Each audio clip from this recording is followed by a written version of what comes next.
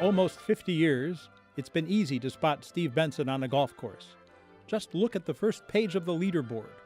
More often than not, he'll be there. We'll get to those successes, but in reality, Steve's impact off the course has been as important. Steve's more lasting impression is probably his commitment to the community. What he's given in time and talents to Maryville Academy, City of Youth, and the Jewish United Fund have been tremendous, and they've helped those organizations, and I think they've been a true display of Steve's character to the game and to the community. All the playing and charitable work has come off the clock, before or after Steve's daily duties as a club professional.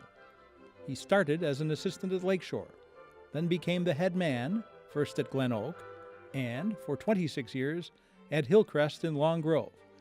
And along the way, he's helped a large number of aspirants get into the golf business. Steve actually taught me more than anybody in this business in the 26 years that I've been in it. And he's very proud of moving his assistants on into whatever it is they choose to be. You know, he's got some that went on to play the tour, such as Harry Taylor. He's got some that went on to be teachers, such as Dave Emmerich out in California. And he's got a bunch that have went on to be head pros. And he took a lot of pride in it.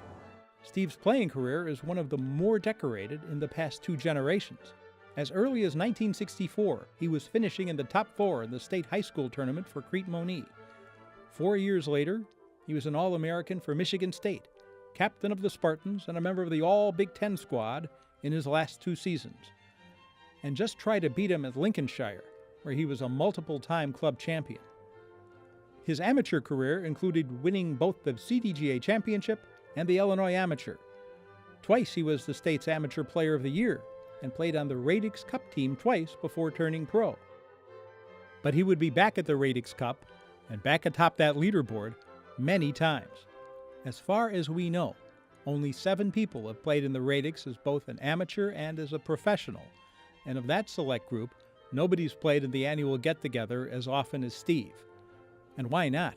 He dominated the 1980s with 3 Illinois PGA Player of the Year titles, 3 section match play victories, plus the first of his 2 Fall Classic titles and 2 Illinois PGA Championships. And he picked up a 3rd in 1994.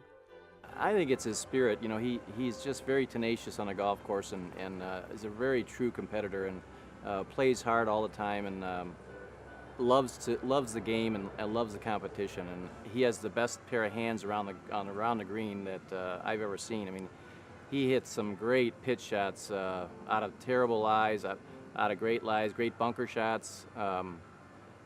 And even as he gets older, he still impresses me every time I play with him. The first of his 3 appearances in the PGA Championship came in 1978 at Oakmont. He was back at Oakmont in 1983 for the U.S. Open. The same year he played in the PGA at Riviera and was a member of the U.S. team for the 3rd time in the PGA Cup match. And come the 4th of July weekend, you could always find him at Butler National.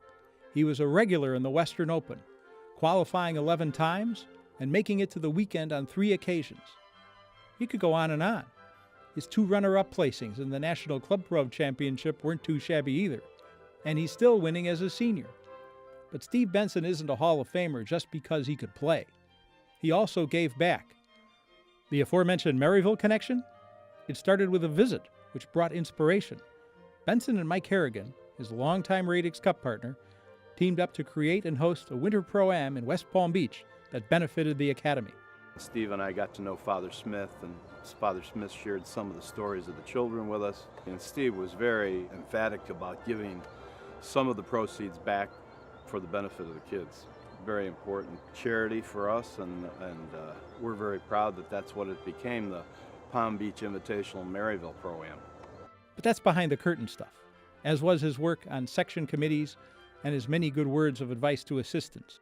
Myself and all of his buddies and all the section guys were just very proud of Steve and what he's accomplished over the years, just continuing to play the game, promoting the game, and still wanting to work in the game. So, you know, we're very proud of Steve. All of it counts. All of it contributes to a full plate, a rounded resume. It adds up to consummate professionalism and a standard of excellence that goes well beyond mere numbers on a scorecard.